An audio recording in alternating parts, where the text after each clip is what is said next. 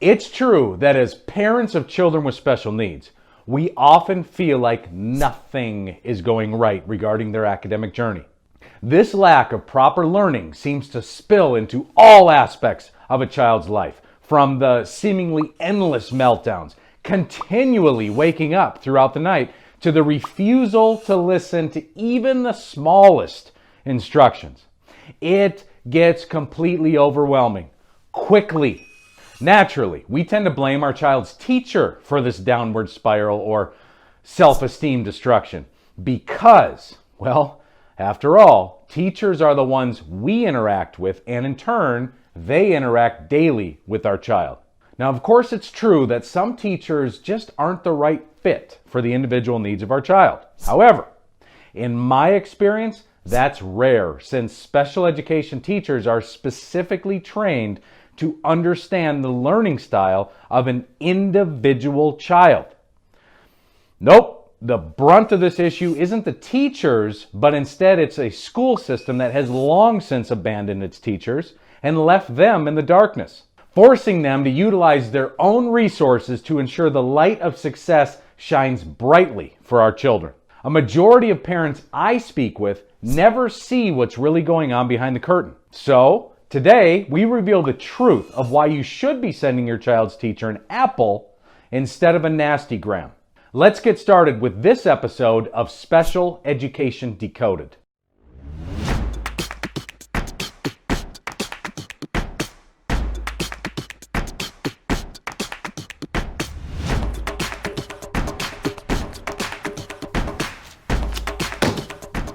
Before we peel back the curtain and reveal the truth behind what teachers really go through, I'm hoping you can help. On the bottom right-hand side of your screen, you will see a little logo with the word subscribe on it. Click that real quick. Thank you so much. For this video, we're going to discuss the real hard truth behind what special education teachers actually go through and how today's school system is literally stacked against them. First, let's chat about the IEP, or Individualized Education Plan process. Few people understand that 3 hours is a conservative estimate of the time it takes to write a thorough IEP. This includes ensuring individual goals are correct and attainable, conducting enough thorough observations, evaluating and forming details regarding milestones, and ensuring everything I just mentioned is explained well enough for parents to understand. Now, keep in mind that the average self-contained classroom size in the U.S. is 16.1 students. This is according to the National Center for Educational Statistics, or NCES.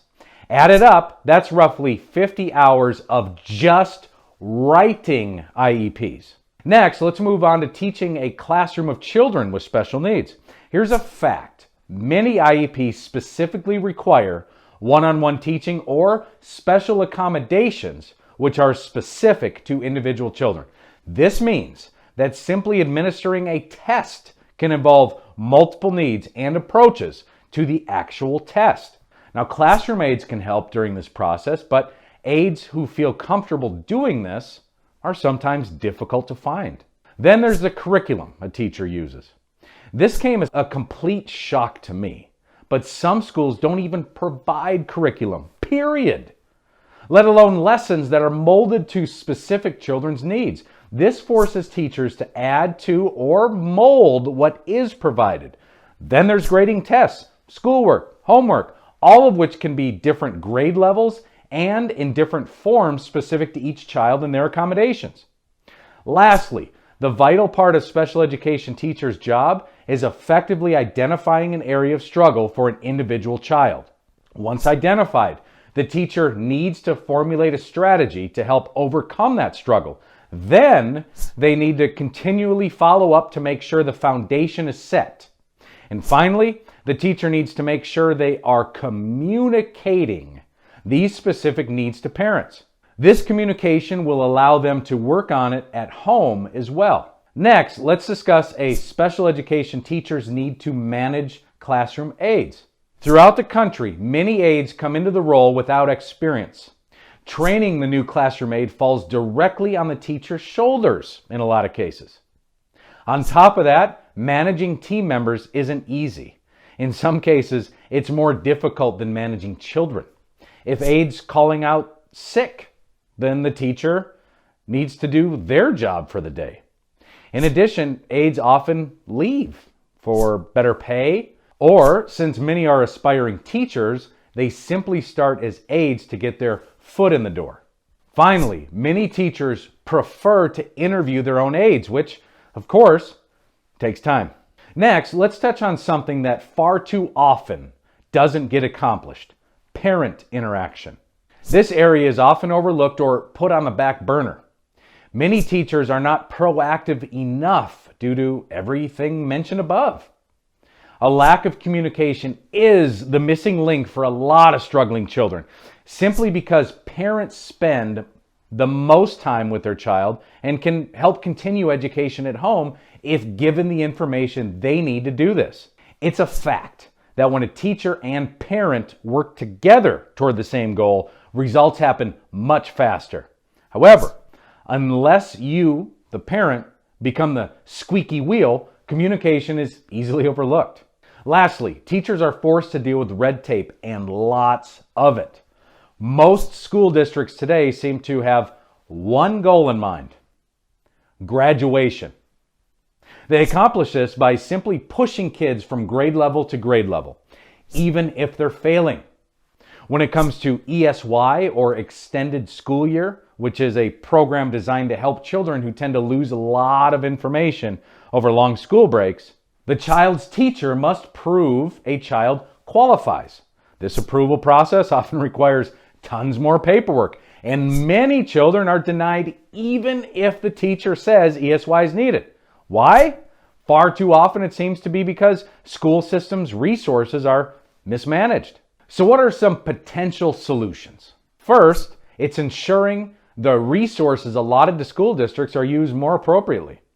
The current annual average spent per public school student nationwide is $13,847. Where does that money go? Can it be better used? This is certainly a topic for a different video. Another solution could be more effective use of technology, computers, online learning, etc. What are your thoughts? Leave a comment below. While it's true teachers do get large chunks of time off throughout the year, they are forced to deal with a lot during the school year. One takeaway I can offer in researching this topic is that sometimes it's important to look at all three sides of a coin before placing blame on someone. What do I mean by all three sides? Heads is your point of view. Tails is the other person's point of view. The edge is the truth. Next time you feel like your child's teacher isn't doing what they need to be doing for your child, dig a little deeper. You may be surprised just how thinly stretched they are. One thing to keep in mind, however, is that no matter the circumstance of your child's teacher, district, or support staff, you need to push hard to ensure your child gains everything they need to reach their excellence. My whole point in bringing this topic to light is not to downplay your right as a parent in ensuring your child's academic success. My intention was to help remove the blinders most parents are wearing in regards to the truth behind the antiquated system called public school. Oh, and one more thing. If you feel like your child is not receiving the services they need to be successful, we offer a full-service IEP evaluation program. Once complete, you will be armed with the tools and knowledge required to own your child's next IEP meeting. Also, if your child is struggling academically, we can help. We offer one-on-one tutoring programs designed specifically for your child. For more information on either of these programs, take a look at the description for this video. If you have any questions or ideas, please leave a comment below.